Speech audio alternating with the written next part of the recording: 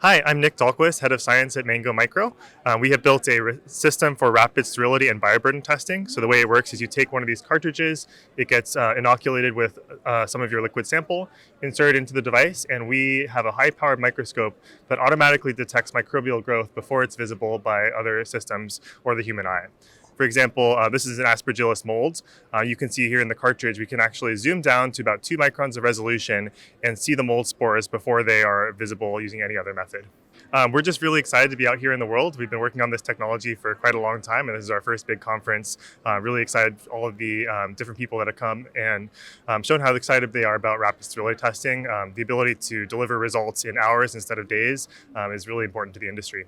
We've been to a number of great talks so far. Really appreciated some of the guidance from the FDA specifically around how to get CAR T results for sterility and bioburden in a distributed manner that makes sense for our customers.